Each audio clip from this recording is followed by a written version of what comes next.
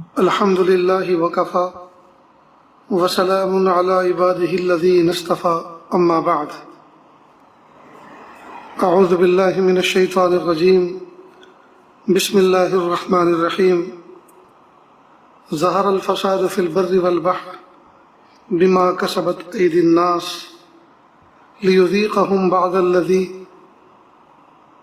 عملوا لعلهم يرجعون. سبحان ربك رب العزة عما يصفون وسلام على المرسلين والحمد لله رب العالمين. اللهم صل على سيدنا محمد وعلى آل سيدنا محمد وبارك وسلم.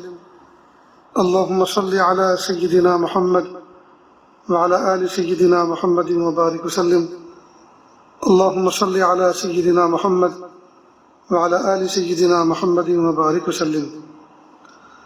ماہ شوال مکرم کی 17 تاریخ ہے، سن 1441 ہجری ہے، اور ماہ جون کی 10 تاریخ ہے، سن 2020 عیسوی ہے۔ قرآن پاک کے اندر اللہ رب العزت نے جو آیت نازل فرمائی، ظہر الفساد فی البر والبحر بما کسبت ایدی الناس لیذیقہم بعض الذی عملوا لعلہم یرجعون، لوگوں کی بدعمالیوں کی وجہ سے خشکی اور تری میں فساد پھیل گیا تاکہ اللہ تعالیٰ ان کو ان کے بعض کاموں کا مزہ چکھائیں، شاید کہ وہ باز آ جائیں۔ آج پوری دنیا میں جس عذاب اور پریشانی سے لوگ دوچار ہیں، جس کا نام لوگوں نے کرونا وائرس رکھا ہے، وہ ہم سب پر ظاہر ہے، نہ اس کی کوئی تفصیل میں جانے کی ضرورت ہے اور نہ کسی بیان کی ضرورت ہے۔ آج تو سمجھنا یہ ہے اور اس پر غور کرنا ہے کہ یہ جو دنیا کے اندر عذاب پیدر پہ آ رہے ہیں، کبھی ٹڈی دل کی شکل میں، کبھی طوفان باد و باران کی شکل میں، یعنی آندھی آ رہی ہے، بارش طوفانی آ رہی ہے، سمندر بے لگام ہوا جا رہا ہے، اسی طرح سے موسم کی شدت اور سختی ہے، یہ چیزوں کی مہنگائی ہے، چیزوں کی قلت ہے، یا ظالم بادشاہوں کا مقرر ہونا، مسلط ہونا ہے، اور ان کی ظالمانہ پالیسیاں رعایا کے اوپر تھوپنا ہے، یا ایسے ایسے قانون جس کا نہ سر ہے، نہ پیر ہے، نہ لوجک سمجھ میں آتی ہے، ایسی ایسی چیزوں کا سامنے آنا ہے۔ یہ سب کیا ہے؟ قرآن پاک اس کا جواب دیتا ہے، ظہر الفساد فی البر والبحر، لوگوں کی بدعمالیوں کی وجہ سے خشکی اور تری میں فساد پھیل گیا۔ دنیا میں رہنے والے جتنے انسان ہیں وہ عام طور پر اسباب کو اسباب سے جوڑ کر بتلاتے ہیں۔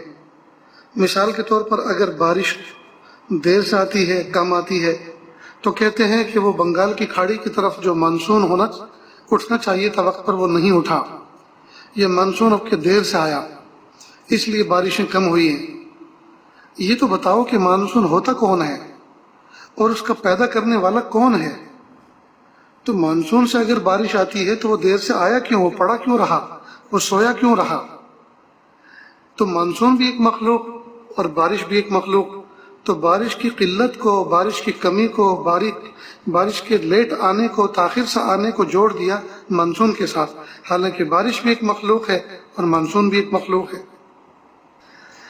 جبکہ مومن بندے کا ذہن یہ کہتا ہے جب کبھی بارش میں کمی ہو، تاخیر ہو، موسم کی شدت ہو، تو فوراً مومن سے پوچھو تو مومن کہے گا یہ ہماری بدعملیوں کی وجہ سے، اللہ ناراض ہو گئے، یہ ہماری بدعملیوں کی وجہ سے ایسا ہو رہا ہے۔ اب یہ جو کرونا وائرس ہے، جس کی جائے پیدائش چائنا کا ووہان شہر بتایا جاتا ہے، اب دنیا کے بڑے بڑے عقل مند لوگ اور اپنے آپ کو سپر پاور کہنے والے اور اپنے آپ کو منی پاور کہنے والے اور اپنے آپ کو ٹیکنالوجی کا ماہر کہنے والے اور اپنے آپ کو ہتھیاروں کا مالک کہنے والے، وہ اس بات کو نہیں سمجھ رہے اور وہ کہہ رہے ہیں کہ چائنا کو عدالتوں میں کھینچنا چاہیے اور اس پر فرد جرم عائد کرنی چاہیے کہ اس کی وجہ سے جو ہے وہ وائرس پوری دنیا میں پھیلا ہے۔ سوال یہ پیدا ہوتا ہے کہ اگر ساری دنیا مل کر چائنا کو یہ کہہ دے کہ تیری وجہ سے جو ہے پوری دنیا میں وائرس پھیلا ہے، تو چائنا کس پر الزام لگائے گا؟ اس کے ہاں کس نے پھیلایا؟ اس کے یہاں کہاں سے آیا؟ گھوم پھر کر بات یہی پہنچتی ہے کہ چائنا کی کیا مجال کہ وہ کہیں وائرس پھیلائے؟ چائنا ہوتا کون ہے جو کسی کو تکلیف دے دے؟ اصل تو اللہ تعالیٰ کا حکم ہے، اللہ کا امر ہے، اس کی وجہ سے اس کائنات کے اندر انقلابات پیدا ہوتے ہیں۔ لہٰذا جب ہم اس بات کو مانیں گے، اس بات کو سمجھیں گے کہ کائنات کا پتہ اگر ہلتا ہے تو اس کے پیچھے اللہ رب العزت کی قدرت کاملہ ہوتی ہے۔ کائنات کے اندر اگر کوئی انقلاب آتا ہے، کائنات کے اندر اگر کوئی ہوا چلتی ہے، کائنات کے اندر اگر بارش کا قطرہ گرتا ہے، کائنات کے اندر کوئی جو ہے تبدیلی آتی ہے، کوئی ہلچل مچتی ہے، اس کے پیچھے اللہ کی شان اور اللہ کا امر ہوتا ہے۔ حضرت پیر غلام حبیب نقشبندی رحمۃ اللہ علیہ اللہ کے ایک بہت بڑے ولی گزرے ہیں، جو ہمارے روحانی رشتے کے دادا شیخ تھے، اللہ تعالیٰ ان کو غریق رحمت فرمائے۔ وہ ایک مرتبہ امریکہ تشریف لے گئے اور وہاں اپنے خدام کے ساتھ وہ ایک سیر کے لیے، تفریح کے لیے نکلے، اور حضرت نے فرمایا کہ آپ مجھے زو لے کر چلو۔ تو حضرت کو زو لے کر گئے، جس کو اردو میں چڑیا گھر کہتے ہیں۔ جب زو میں انٹری کی، داخل ہوئے، تو کہا مجھے اس ڈپارٹ میں، اس حصے میں لے کر چلو جہاں لائن ہوتا ہے، شیر ہوتا ہے۔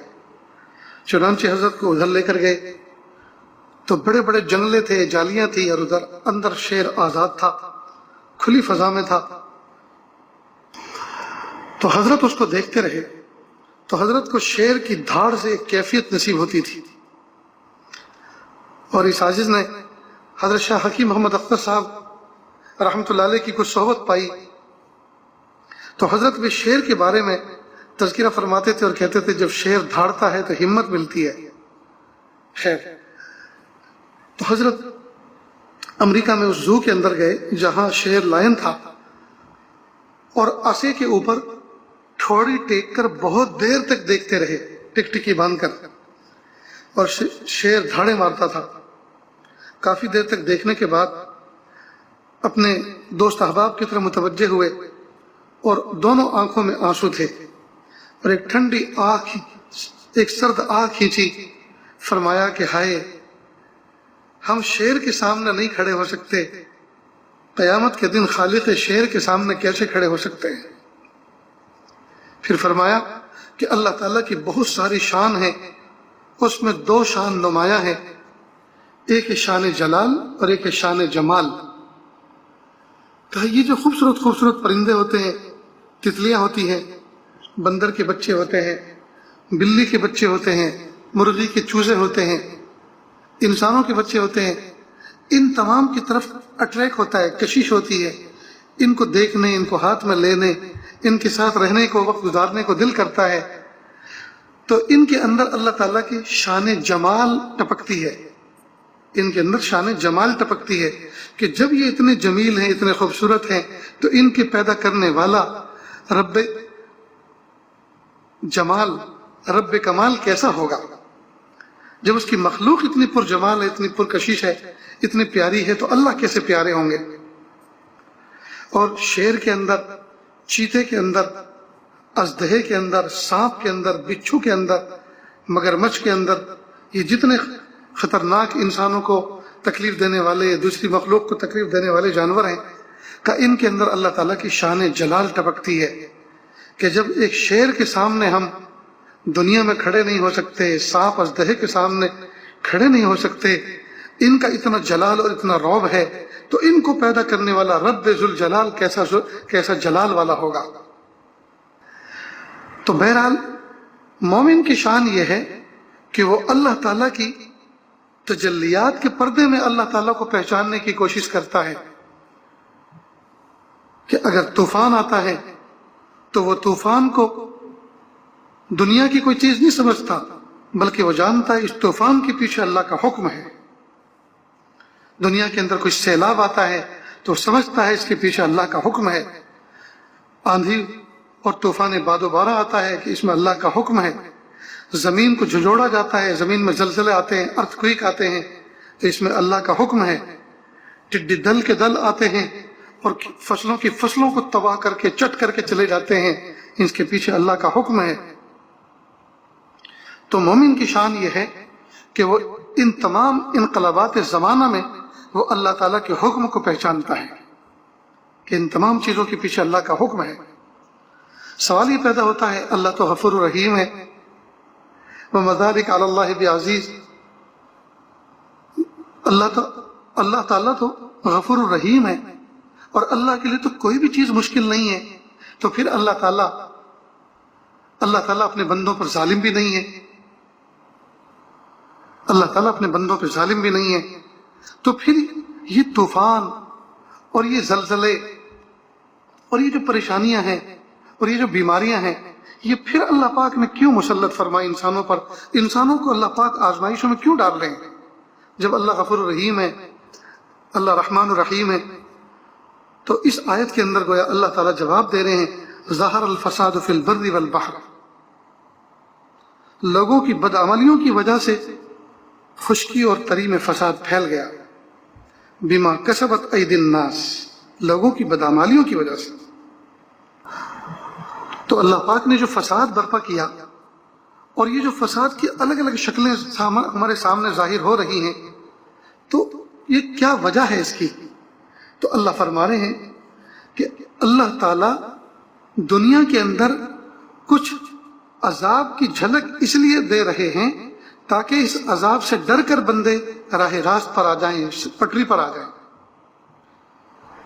یہ جو تھوڑی سی جھلک اللہ تعالیٰ عذاب کی اور تکلیفوں کی ظاہر فرما رہے ہیں، فساد کی بگاڑ کی جو شکل ظاہر فرما رہے ہیں، یہ ہماری بدعملیوں کا نتیجہ ہے۔ ہماری بدعملیوں کی وجہ سے رپلائی میں ہمیں یہ سب کچھ دیکھنے کو مل رہا ہے، لیکن یہ ایک چھوٹی سی جھلک ہے، یہ تھوڑا سا حصہ ہے۔ اصل عذاب تو آخرت میں دیکھنا ہوگا، اصل بدلہ تو وہاں چکایا جائے گا۔ تو پھر یہاں دنیا میں کیوں؟ بس دنیا میں ڈرانے کے لیے، دنیا میں بندوں کو سمجھانے کے لیے کہ دیکھو ہم قدرت والے ہیں، ہماری طاقت کو جانتے ہو کہ نہیں جانتے، ہمیں پہچانتے ہو کہ نہیں پہچانتے، ہمارے حکم کو مانتے ہو کہ نہیں مانتے، توبہ کرتے ہو کہ نہیں کرتے، ہماری طرف رجوع کرتے ہو کہ نہیں کرتے۔ یاد رکھنا، جب تم تھوڑی سی تکلیف میں چرمرا جاتے ہو اور تمہاری ساری ارتھ ویوستھا اور تمہاری ساری جو ہے اکنومی تباہ و برباد ہو جاتی ہے اور تم جو ہے زیرو فیلڈ پر آ جاتے ہو، زیرو لیول پر آ جاتے ہو اور تم ہاتھ مسلتے رہ جاتے ہو اور تمہارے گوداؤن کے گوداؤن، ابھی چند دنوں پہلے کسی نے اطلاع دی کسی شہر سے کہ لاک ڈاؤن میں کچھ نرمی پیدا ہونے والی ہے اور ہمیں حکومت کے عملوں نے کہا ہے کہ بھئی کل پرسوں سے دکانیں کچھ کھولنے کی شکلیں بنیں گی تو آپ اپنی دکانوں کو صاف صفائی کر کے تیار کریں۔ تو کہا کہ کپڑے کے گوداؤن والوں نے جب کپڑے کے گوداؤن کھولے تو خون کے آنسو ہو رہے تھے، اس لیے کہ چوہوں نے تھان کے تھان کاٹ ڈالے۔ غلے کے گوداؤن والوں نے کھولا تو دنیا بھر کے کیڑے پڑے ہوئے تھے، دنیا بھر کی غلاظت تھی۔ تو لاک ڈاؤن کی تکلیف برداشت کی وہ الگ، مال کے اعتبار سے زیرو ہو گئے وہ الگ، جو کچھ اسٹاک میں تھا وہ ہاتھ سے چلا گیا وہ الگ۔ اتنا سب کچھ ہونے کے باوجود بھی پھر بھی اللہ تعالیٰ کی طرف رجوع نہیں ہے، پھر بھی اللہ تعالیٰ کو بڑا نہیں مان رہے، پھر بھی اپنی تدبیروں پر بھروسہ کیے ہوئے ہیں، پھر بھی اپنی شان پر بھروسہ کیے ہوئے ہیں۔ دوستو ضرورت ہے اس بات کی ہم اللہ کی طرف رجوع کریں اور اللہ تعالیٰ کی طرف رجوع کر کے اللہ سے گناہوں کی معافی مانگیں۔ اب دیکھیے بہت سارے لوگ انہی دنوں کے اندر اپنے بچوں کے نکاح کر رہے ہیں، بہت اچھی بات ہے، اور ان تکلیفوں کی آڑ میں، اس پریشانی کی آڑ میں سادگی پہ بھی آ رہے ہیں کہ بھئی سیدھا سادہ کر لو۔ لیکن کچھ لوگ وہ ہیں جو یوں سمجھ رہے ہیں بھئی قانون جتنا مشکل کر رہا ہے اتنا تو چھوڑ دو، اس کا تو عذر مانا جائے گا کہ بھئی ولیمہ اس لیے نہیں کر رہے ہیں کہ گیدرنگ پہ پابندی ہے، اجتماع پہ پابندی ہے، اور بارات میں لوگوں کو اس لیے لے جا رہے ہیں کہ اس پہ پابندی ہے کہ 10 آدمی جا سکتے ہیں، تو چلو لوگوں کو جواب دے دیں گے کہ بھئی وہاں نہیں لے جا سکتے اور گھر پہ دعوت نہیں کر سکتے، لیکن اس کے علاوہ جتنا کر سکتے اتنا تو کر لو۔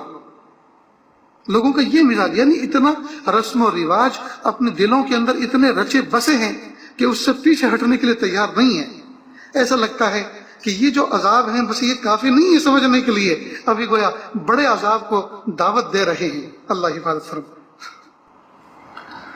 لہذا خبریں مل رہی ہیں، جگہ جگہ سے خبریں آ رہی ہیں کہ گھروں کے اندر خرافات ہو رہی ہیں، مہندی لگائی جا رہی ہیں، سرمے کی رسمیں ادا کی جا رہی ہیں، اور جوڑے گھوڑوں کی رسمیں ادا کی جا رہی ہیں، رنگ روغن کی جو ہیں رسمیں ادا کی جا رہی ہیں۔ یعنی گویا ایک پارٹی دوسری پارٹی پر وہ ایک اپنا پربھاؤ ایسا پورا بنا رہی ہے اور ایسا وزن بنا رہی ہیں کہ جب ہم نے ان تکلیفوں کے دنوں میں یہ سب کچھ تمہارے لیے کر لیا ہے تو تم ہمارے لیے کیوں نہیں کر رہے؟ ہائے ہائے، اب کون سے عذاب کا انتظار ہے؟ کون سے عذاب کا انتظار ہے؟ اللہ اکبر کبیرہ۔ واقعی لوگوں کے دل پتھر کی سل بن چکے ہیں، سمجھنے کے لیے تیار نہیں ہیں۔ اللہ پاک نے جن کو سمجھنے والے دل عطا فرمائے ہیں، عبرت والی جو ہے فہم عطا فرمائی ہے، وہ سمجھ رہے ہیں، اللہ کی طرف رجوع بھی کر رہے ہیں۔ تو دنیا کے اندر ایک بہت بڑی تعداد ان لوگوں کی ہے جو ان تکلیفوں کو اسباب کے ساتھ جوڑ رہے ہیں کہ وائرس گندگی کی وجہ سے پیدا ہو رہا ہے، یا کھانے پینے میں لائف اسٹائل تبدیل کرنے کی وجہ سے پیدا ہو رہا ہے۔ وہ اللہ تعالیٰ کی طرف رجوع نہیں کر رہے ہیں کہ یہ تکلیفیں، یہ بیماریاں، چلو یہ جو طوفان آیا، یہ کرونا کی جو وبا آئی، تو اس کا ہم نے الزام لگا دیا، پوری دنیا نے کہہ دیا کہ چائنا کی طرف سے آئی ہے۔ تو سوال یہ پیدا ہوتا ہے کہ چائنا میں کہاں سے آئی ہے؟ تو ظاہر ہے کہ چائنا میں بھی اللہ نے پیدا فرمائی ہے، تو یوں کیوں نہیں کہتے کہ یہ اللہ کی طرف سے پوری دنیا میں پھیلی ہے؟ اور یہ جو ہوا آئی تھی، طوفان آیا تھا، یہ کہاں سے آیا تھا؟ اس کا الزام کس ملک پر رکھیں گے ہم؟ یہ جو ٹڈی دل آئے ہیں، یہ کس نے بھیجا ہے؟ یہ کس نے ٹرینڈ کر کے بھیجا کہ فلاں فلاں علاقوں میں جانا؟ سوچنے کی بات ہے۔ اصل جو مقاصد ہیں اور اصل جو اسباب ہیں ان کی طرف تو ہم رجوع کر نہیں رہے، بلکہ چیزوں کو چیزوں کے ساتھ جوڑ رہے ہیں، مخلوق کو مخلوق کے ساتھ جوڑ رہے ہیں، حالانکہ جوڑنا تھا مخلوق کو خالق کے ساتھ، حالات کو جوڑنا تھا خالق کے ساتھ، کہ خالق کی طرف سے یہ حالات آئے ہیں اور ہماری بدعملی اس کا سبب بنی ہے کہ خالق کو ہم نے ناراض کیا، ناراض ہو کر اس نے ہم پر یہ مسلط کیا، اور وہ ظالم نہیں ہے، اس نے جو ہم پر یہ مسلط کیا ہے یہ بالکل ایسا ہی ہے کہ جیسا ایک طبیب، ایک ڈاکٹر اگر نشتر لگاتا ہے تو اگرچہ وہ نشتر لگا رہا ہے، اگرچہ وہ زخم کو کاٹ رہا ہے، اگرچہ وہ تکلیف دے رہا ہے، لیکن وہ ظالم بن کر تکلیف نہیں دے رہا، بلکہ وہ ہمارے لیے خیرخواہ بن کر تکلیف دے رہا ہے، خیرخواہ بن کے تکلیف دے رہا ہے۔ تو اگر اللہ پاک نے ہمارے اوپر کوئی عذاب بھیجا ہے تو ظالم بن کر نہیں بھیجا، بلکہ اس نے ہمارا خیرخواہ بن کر بھیجا ہے کہ دیکھو تھوڑی سی عذاب، تھوڑا سا تکلیف میں تمہیں اس لیے دے رہا ہوں تاکہ تم جھنجھوڑے جاؤ، تاکہ تم غفلت سے نکلو اور میری طرف رجوع کرو، مجھے پہچانو میں کون ہوں۔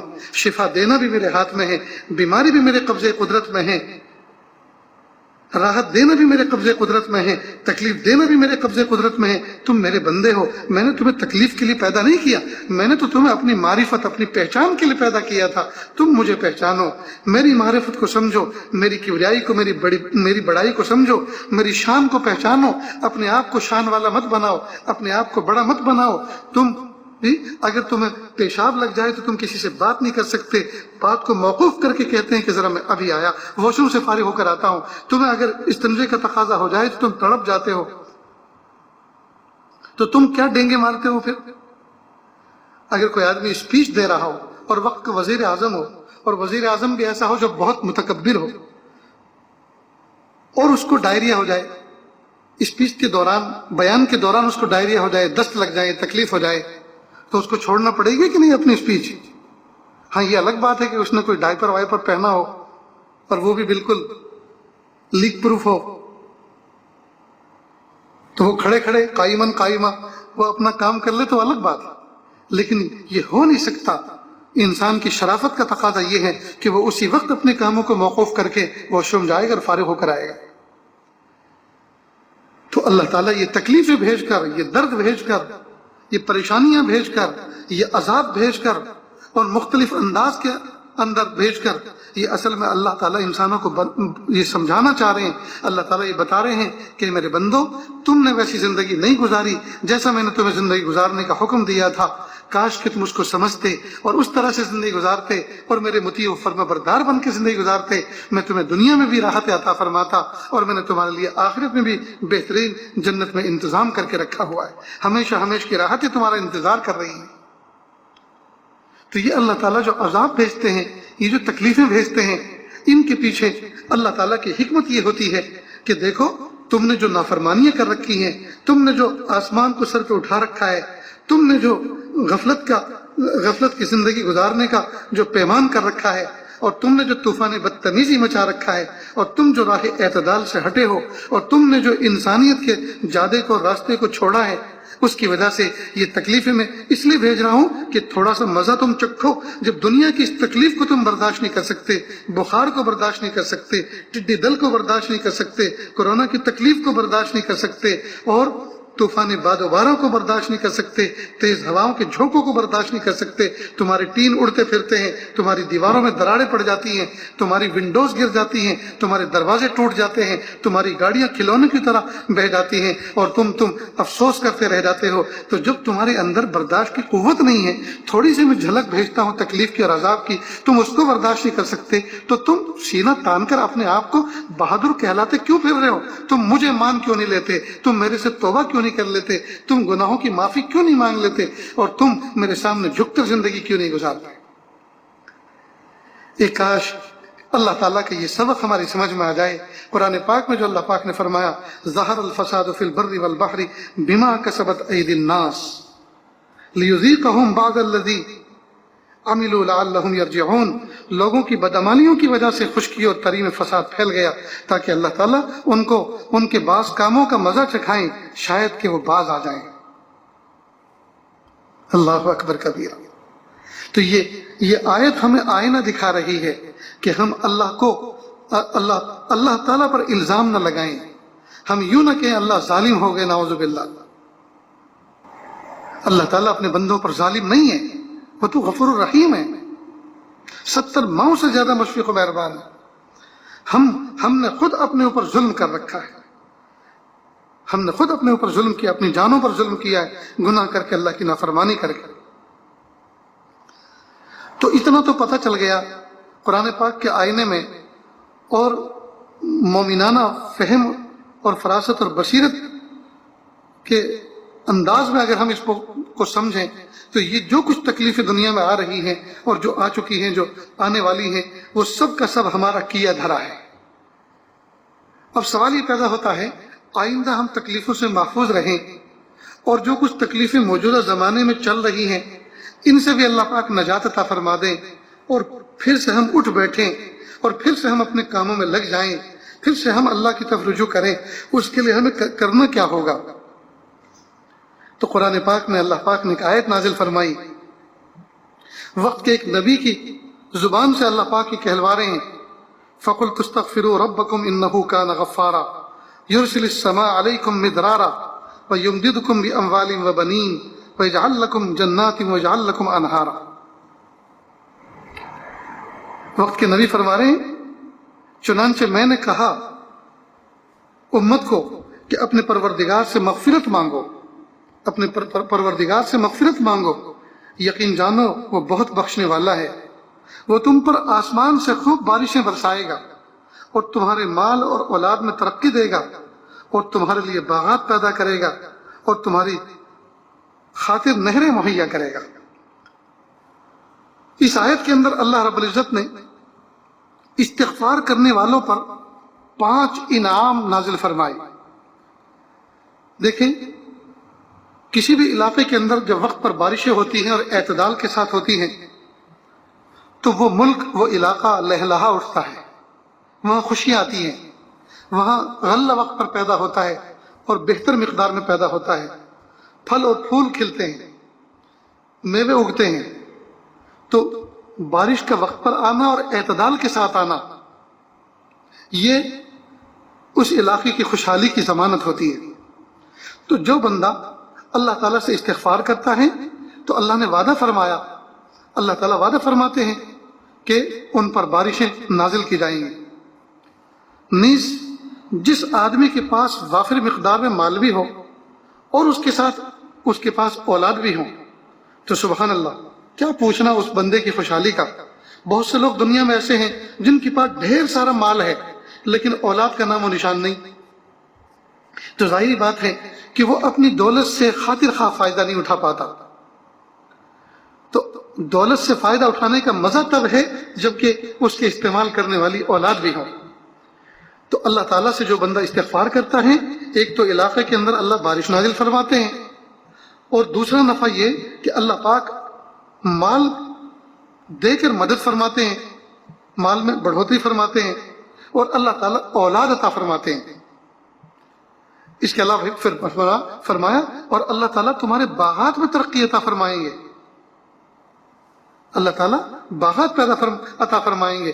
ظاہر ہے کہ کسی آدمی کے پاس باغات کی شکل میں اگر مال ہو تو اس کا مزہ ہی کچھ اور ہے۔ اور جس علاقے کے اندر نہریں ہوتی ہیں، آبپاشی کا نظام نہروں کے ذریعے سے ہوتا ہے، تو بارش تو وقت پر آتی ہے اور چلی جاتی ہے، لیکن موسم بارش کے علاوہ بھی تو دوسرے ہوتے ہیں، سردی کا ہوتا ہے، گرمی کا ہوتا ہے۔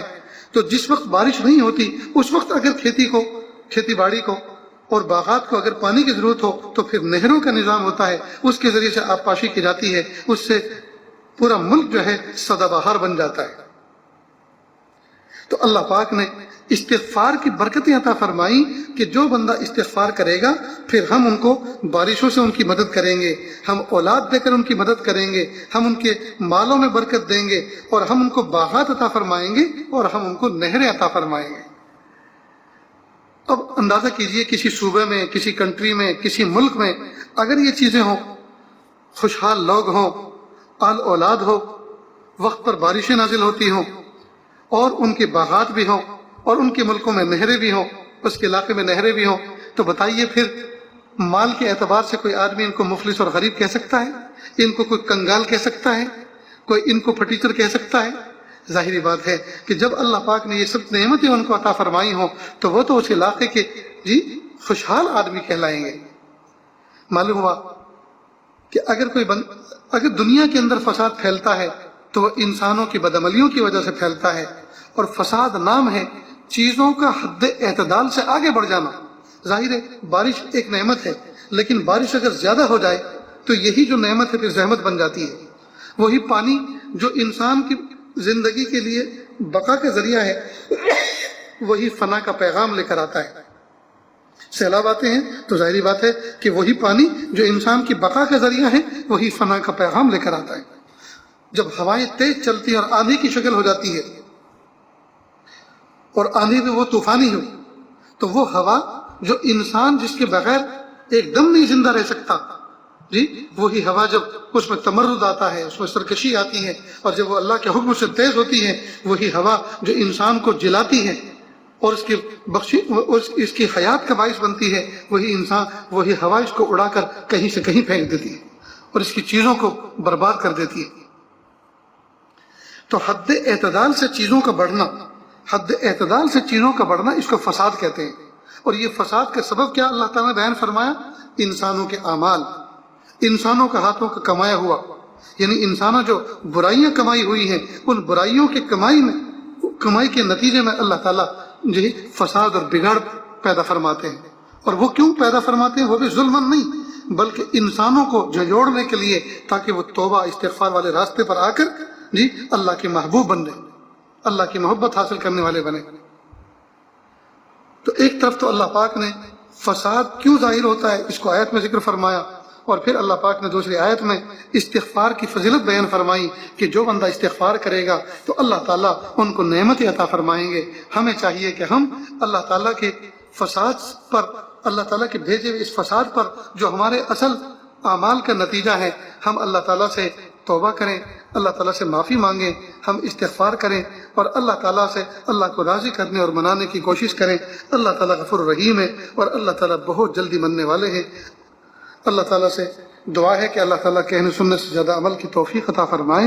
وآخر دعوانا ان الحمد للہ رب العالمین۔ دعا کر لیجیے۔ بسم اللہ الرحمن الرحیم۔ اللہم صلی علی سیدنا محمد وعلی آل سیدنا محمد وبارک وسلم۔ لا احصی ثناء علیک انت کما اثنیت علی نفسک رب اغفر وارحم وانت خیر الراحمین۔ حسبی اللہ لا الہ الا ہو علیہ توکلت وهو رب العرش العظیم۔ اللہ جی یہ ہاتھ اٹھائے جانے کے قابل نہیں اور یہ زبان کو سوال کرنے کے قابل نہیں، آپ سے نہ مانگے تو کس سے مانگے، آپ سے سوال نہ کرے تو کس سے سوال کرے۔ اللہ جی ہم ناپے تولے جانے کے قابل نہیں ہیں، آزمائے جانے کے قابل نہیں ہیں، آپ ہمیں معاف کر دیجیے، معاف کر دیجیے، معاف کر دیجیے۔ میرے پیارے اللہ غلطی ہماری ہے، یا اللہ ہم نے حد تجاوزی کی ہے، یا اللہ ہم نے حکم عدولی کی ہے، ہم نے نافرمانی کی ہے۔ میرے پیارے اللہ آپ کی نعمتوں کو ہم نے غلط استعمال کیا۔ یا اللہ صحت آپ کی دی ہوئی نعمت، جوانی آپ کی دی ہوئی نعمت، ہم نے اس کے ذریعے سے زنا کیے، ہم نے اس کے ذریعے سے بدکاریاں کی، ہم نے اس کے ذریعے سے آپ کی نافرمانی کی، آپ کے احکام کو توڑا۔ ہمیں ان نعمتوں کا صحیح استعمال کرنا تھا، غلط استعمال کیا، نتیجہ ہوا آپ روٹھ گئے۔ آپ نے ہماری طرف ان بدعملیوں کی وجہ سے آپ نے ہماری طرف مصیبتیں بھیجی، تکلیفیں بھیجی، اور بھیجنے کا منشا یہ تھا تاکہ ہم اس سے عبرت پکڑیں۔ اگر نرمی کی زبان کو نہیں سمجھتے تو کم از کم سختی کی زبان کو سمجھیں۔ لیکن پیارے اللہ ہمارے دلوں پر ایسے پتھر پڑے ہیں اور ہمارے ایسے دل سخت ہوئے ہیں کہ ہم آپ کی زبان کو بھی نہیں سمجھ پا رہے۔ اے میرے پیارے رب ہم ناپے تولے جانے کے قابل نہیں ہیں، آپ ہمیں کامل ہدایت دے دیجئے، کامل معرفت دے دیجئے، کامل ہمیں قرب دے دیجئے، کامل مقام احسان دے دیجئے، مقام احسان کا کامل احساس دے دیجئے۔ اللہ ہمیں اپنی ولایت خاصہ عطا فرما دیجئے۔ میرے پیارے اللہ ہمیں اپنے کیے ہوئے پہ پشیمانی عطا فرما دیجئے، ہمیں اپنے کیے ہوئے کرتوتوں پر شرمندگی نصیب فرما دیجئے۔ میرے پیارے اللہ ہمیں خوب مانگنے والا بنا دیجئے، خوب طاعت و عبادت کرنے والا بنا دیجئے۔ اللہ ہمیں نیکوکار میں شامل فرما لیجئے، ہمیں نیکوکار بندوں میں شامل فرما لیجئے۔ اللہ جی ہمیں ایسا بنا دیجئے ہم آپ کو پسند آ جائیں۔ اللہ عرب اور عجم میں آگ لگی ہوئی ہے، اللہ جی ترس کھا لیجئے، اللہ جی ترس کھا لیجئے، اللہ جی ترس کھا لیجئے۔ میرے پیارے اللہ پورے ملک میں، پوری دنیا میں ابھی بھی مسجدیں پورے طور پر نہیں کھلی ہیں، اللہ جی عافیت کے ساتھ اپنے گھروں کو کھول دیجئے۔ یا اللہ بندوں کو آپ کے سامنے گڑ گڑا کر سجدہ کرنے کی توفیق عطا فرما دیجئے۔ میرے پیارے اللہ پوری دنیا سے وبا کو اور بیماری کو اٹھا لیجئے، دور کر دیجئے۔ یا اللہ سکون کے ساتھ ہمیں زندگی گزارنے کی توفیق عطا فرما دیجئے۔ یا اللہ ہمیں طاعت کا جذبہ عطا فرما دیجئے، اطاعت کا جذبہ عطا فرما دیجئے، نیکی کا جذبہ ہمیں عطا فرما دیجئے۔ اللہ اپنی سچی محبت عطا فرما دیجئے۔ یا اللہ نفرتوں کے جذبے کو ختم کر دیجئے۔ یا اللہ ہمارے دلوں کے اندر ایک دوسرے انسان کی محبت پیدا فرما دیجئے۔ میرے پیارے اللہ جو مانگا عطا فرما، جو مانگنے سے رہ گئے وہ بھی عطا فرما۔ اللہ جی مانگنا نہیں آتا، بن مانگے عطا فرما، مانگنے کا ڈھنگ اور سلیقہ عطا فرما۔ وصلی اللہ تعالی علی خیر خلقہ محمد و آلہ و اصحابہ اجمعین برحمتک یا ارحم الراحمین۔